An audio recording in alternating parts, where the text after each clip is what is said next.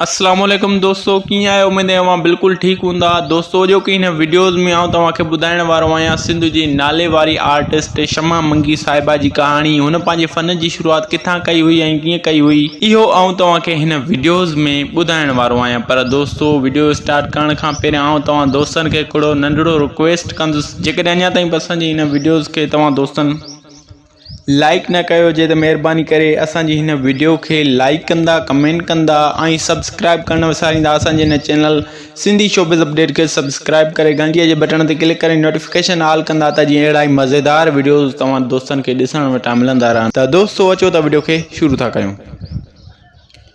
दोस्तों जीअं त मां तव्हांखे ॿुधाईंदो हलां त शमा मंगी साहिबा जेका आहे उहा शिकारपुर शहर सां तालुक़ु रखे थी ऐं इन खां अलावा हुन पंहिंजे फ़न जी शुरुआत जेका कई हुई उहा स्टेज ड्रामनि खां कई हुई।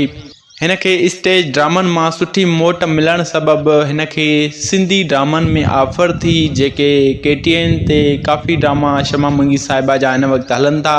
मां तव्हांखे ॿुधाईंदो हलां त शमा मंगी जेको पहिरियों ड्रामो कयो हुयो पंहिंजे फ़न जी शुरुआत में, उहो ड्रामो हुयो कारो सिज। ऐं इन खां अलावा सच खे ॾे सोली ऐं इन खां बाद में शमा मंगी जेको ड्रामो कयो हुयो खोड़ीअ खे घुमरी, पींघे में पधरा ऐं मीरास जेको ड्रामो हुयो जेको सिंध TV ते ड्रामो हलियो हुयो शमा मंगी साहिबा जो। ऐं इन खां बाद में जेको शमा मंगी जो ड्रामो आयो हुयो धरती TV ते जंहिंजो नालो हुयो ॾाॾनि जो ॾे, उन ई ड्रामे में शमा मंगी सैयद निसार शाह जी ज़ाल जो कैरेक्टर कयो हुयो।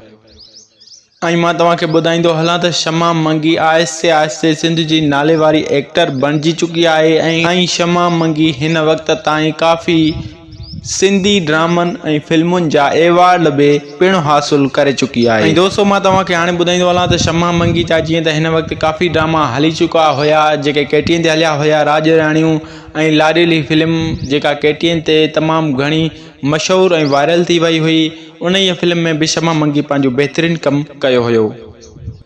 शमा मंगी हिन वक़्तु सिंध जी बहितरीनु आर्टिस्ट बणिजी चुकी आहे ऐं पंहिंजो नालो बाक़ाइदे ॼमाए वेठी आहे। दोस्तों इन खां अलावा मां तव्हांखे ॿुधाईंदो हलां त हिन वक़्तु शमा मंगी खे हिकु न्याणी जी औलाद बि पिणु आहे।